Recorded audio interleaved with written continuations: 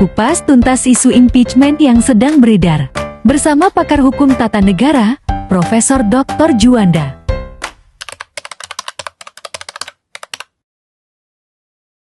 Ya, jadi dari bahasa yang kita kenal sehari-hari, istilah impeachment kan dari bahasa Inggris yang artinya dakwaan atau tuduhan terhadap pejabat negara. Apakah itu adalah secara umum misalnya kepala lembaga negara, orang-orang politik misalnya anggota DPR. Juga mengenal impeach itu. Tuduhan seseorang itu melakukan sesuatu yang berbentuk pelanggaran hukum, ya, yang ada juga dengan persoalan politik secara umum begitu. Tetapi yang sering kita dengar dalam konteks keseharian dalam ilmu hukum ketatanegaraan dan ilmu politik itu, impeach itu adalah berkaitan dengan soal pemakzulan seorang presiden atau wakil presiden. Nah, pemakzulan ini dulu kita di Indonesia juga prakteknya misalnya dengan yang mulia yang saya hormati, ya, itu adalah Presiden Abdurrahman Wahid misalnya. Itu juga contoh, ya. Terus di Amerika pun ada namanya Nixon, ya. Terus ada namanya William Clinton. Pernah dilakukan proses impeach, tetapi tidak berujung pada pemberhentian. Jadi tidak semua impeach itu namanya tuduhan, ya, tuduhan, dakwaan, sama dengan bahasa hukum di dalam proses peradilan.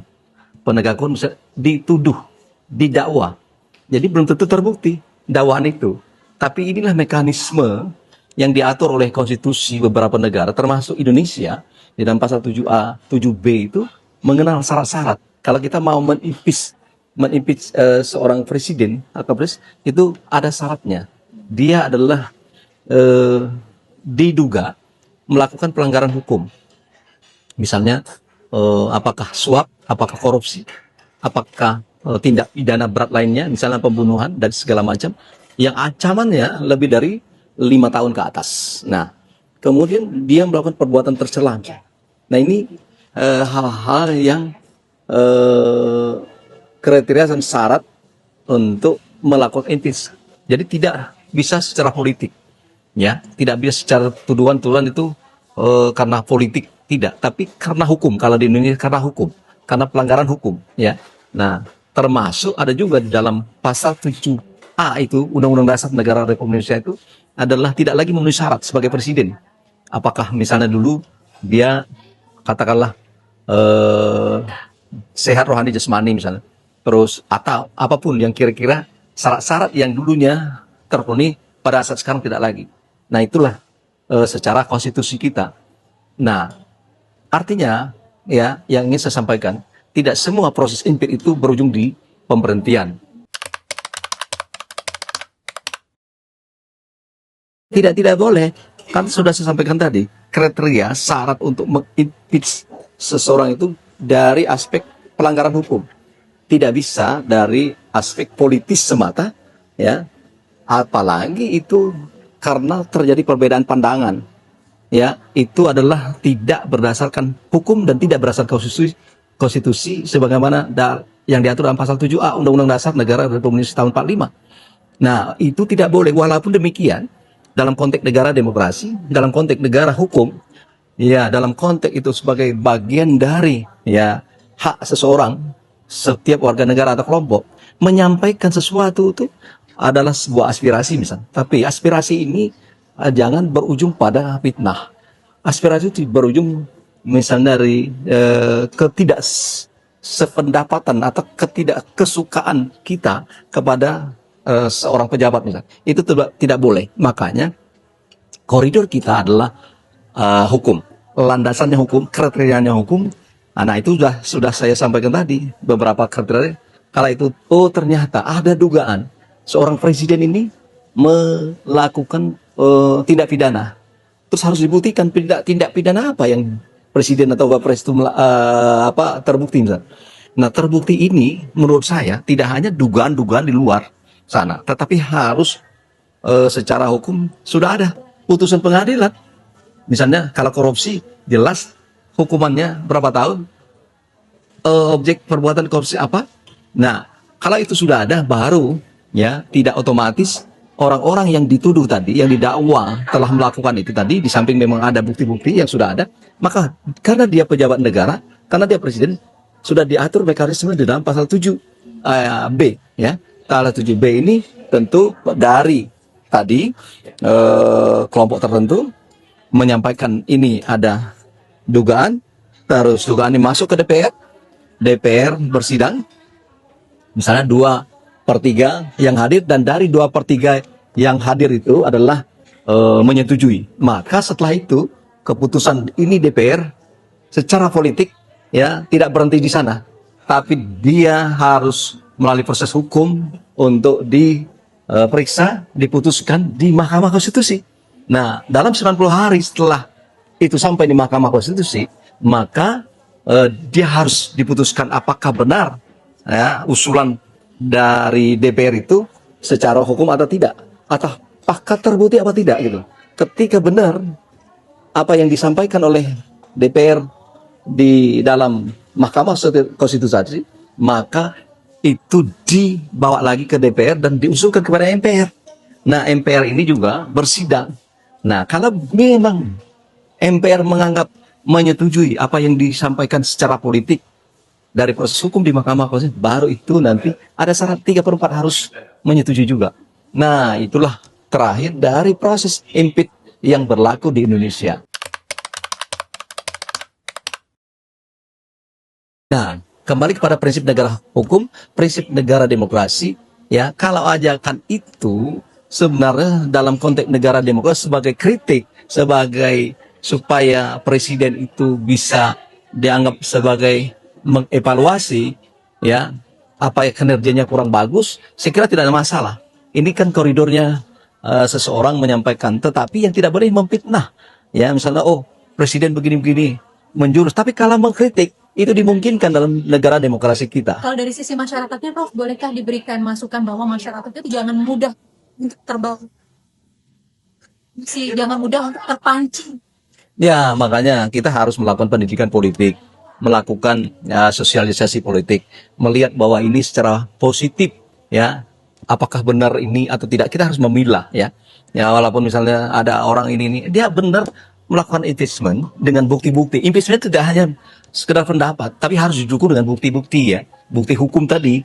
Nah, oleh karena itu kalau tidak ada bukti-bukti hukum, saya kira ini boleh atau dimungkinkan secara hukum dalam konteks negara hukum berkonstitusi seperti ini, ya, tapi sulit untuk diproses lebih lanjut kalau itu tidak disertai dengan bukti-bukti yang kuat.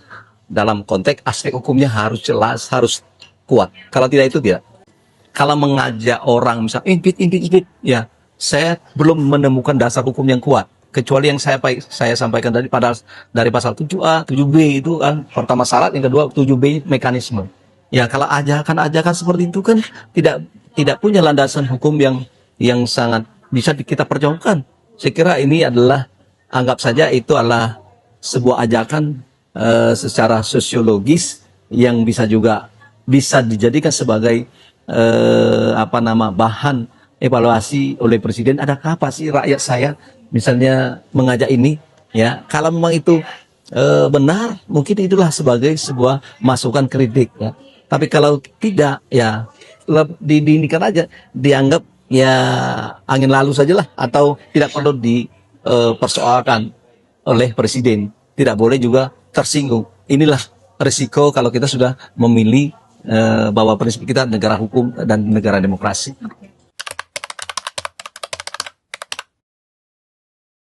Pembuktian kan jadi gini, apa yang saya sampaikan tadi, ya.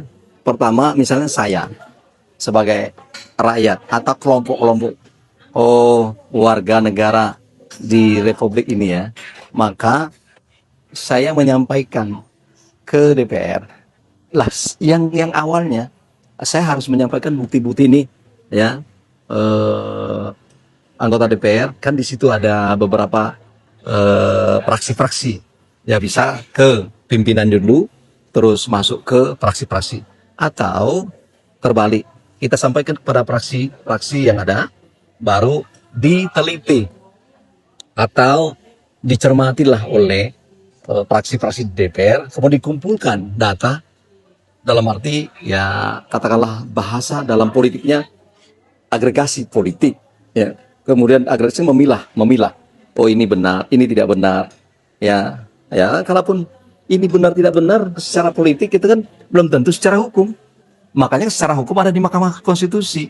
Kalau secara politik dalam sistem politik Indonesia, maka DPR sebagai badan suprastruktur politik, maka dia sebenarnya berkewajiban untuk mempertimbangkan, mempertimbangkan, ya. Itu namanya agregasi. Oh, ternyata ini ada kebenarannya dengan cukup bukti yang kuat secara hukum tadi, ya. Maka ini dibawalah ke tahap selanjutnya. Bisa itu dengar pendapat, bisa itu adalah rapat-rapat selanjutnya, ya, sehingga sampai kepada misalnya pemungutan suara. Ya, pemungutan suara apa yang diatur dalam pasal 7 itu, ya. Terus di pasal 7B itu 2/3 harus hadir DPR. Tidak hanya itu, setelah hadir 2/3, maka 2/3 dari yang hadir itu menyetujui. Nah, diputuskan ternyata misalnya terbukti, baru ke MK. Tapi bisa jadi tidak terbukti gitu loh. Nah, jadi kalau tidak terbukti selesai sampai di sana. Makanya proses intip itu tidak harus berujung dengan pemberhentian. Nah, inilah proses pembuktian yang ketika sudah masuk ke ranah DPR, maka DPR lah yang bersidang dan akhirnya membuktikan itu. Dibawa ke Mahkamah Konstitusi, di situ juga melalui proses yang ada, kemudian membuktikan bahwa tuduhan misalnya katakanlah ada korupsi misalnya. Nah, korupsi ini kan tidak hanya you korupsi, Pak Presiden korupsi, Wakil Presiden, tidak bisa begitu secara hukum. Harus ada putusan pengadilan yang mempunyai kekuatan hukum tetap. Nah, itu baru masuk ke Mahkamah Konstitusi. Ternyata Mahkamah Konstitusi melihat, oh ini benar ini, Pak Presiden ini atau Wakpres misalnya telah terbukti melakukan korupsi, telah terbukti menerima suap, atau ada tindak pidana berat lainnya. Ya banyak. Apakah misalnya kita tidak tahu misalnya, oh Presiden atau Wakpres menggunakan narkoba atau menjual atau apalah. Nah, ini kan ancamannya cukup berat. Nah, banyak sekali perbuatan pidana yang berupa kualifikasi berat itu, ya. Apakah pembunuhan bisa jadi? Oh, ternyata karena lawan politik dia terbukti menjadi aktor intelektual untuk membunuh lawan politiknya misalnya. Tapi itu tidak hanya bisa sekedar tuduhan-tuduhan tanpa didasar pada hukum yang berlaku atau tanpa didasarkan pada putusan pengadilan yang berkekuatan hukum tetap. Nah, ketika itu benar menurut Mahkamah Konstitusi, baru dibawa lagi. Itulah proses pembuktiannya secara hukum. Tapi secara politik, gongnya ada di MPR. Apakah ini adalah berakhir dengan pemberhentian pejabat yang di-impeach tadi atau tidak? Itu hati-hati, menggulingkan tanpa ada dasar, itu namanya itu nanti dengan istilah termasuk propaganda politik atau sabotase ya, yang sifatnya menggulingkan sebuah pemerintahan yang sah. Itu juga pidana. Jadi tidak bisa itu dijadikan sebagai bahan untuk memakzulkan presiden atau wapres. Jadi tidak bisa karena politik semata, karena ketidaksukaan kita kepada presiden itu adalah secara hukum tata negara yang diatur dalam konstitusi tidak bisa kita terima.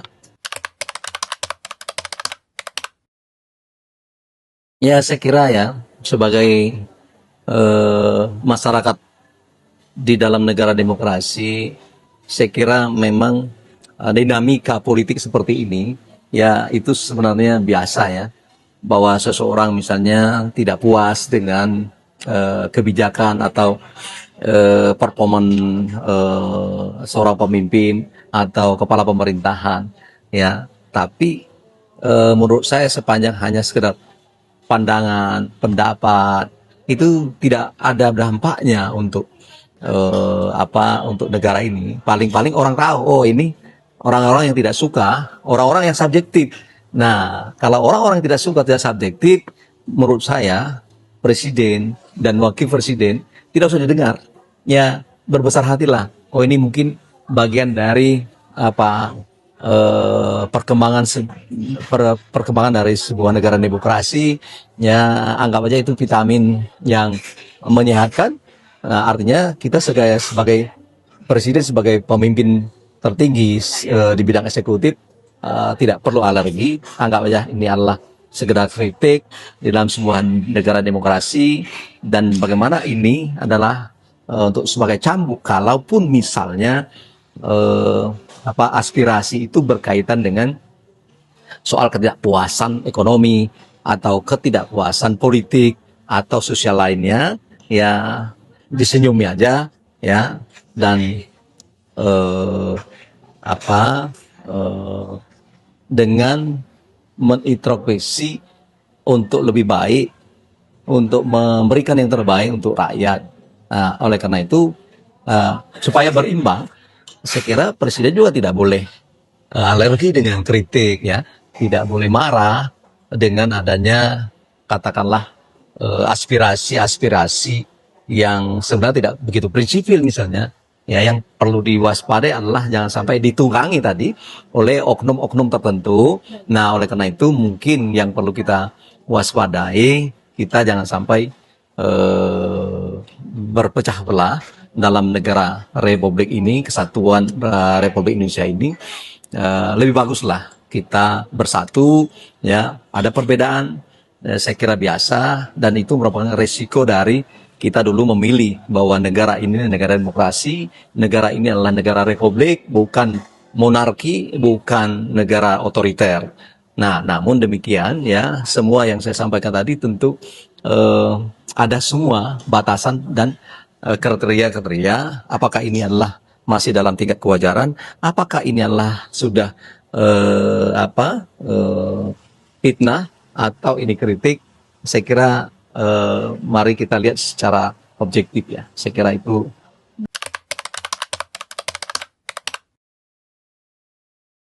Terima kasih. Saya kira begini, ya, negara kita adalah negara besar, ya. Kita sudah katakanlah memiliki proses pengalaman pemerintahan yang dari tahun 45 dengan berbagai dinamika dan pengalaman kita bernegara, berpemerintahan. Maka kita tidak boleh hanya sekedar menyampaikan usulan untuk mengimpeach presiden dengan dasar-dasar yang subjektif, dengan dasar-dasar yang tidak suka, dengan dasar-dasar yang tidak berdasarkan hukum, ya. Oleh karena itu, mari kita melihat, ya, secara objektif, secara komprehensif, ya, sejauh mana ini pemerintah kita, presiden ini benar-benar melanggar hukum apa tidak. Tapi kalau hanya sekedar bahwa ada kebijakan-kebijakan yang memang tidak pro rakyat, kita ingatkan kepada presiden, kita ingatkan pada DPR. Oleh karena itu disinilah pentingnya juga ada kontrol, ada pengawasan yang sangat profesional, objektif dari DPR kita, dari DPD kita sebagai lembaga perwakilan rakyat, sebagai lembaga yang menampung aspirasi rakyat.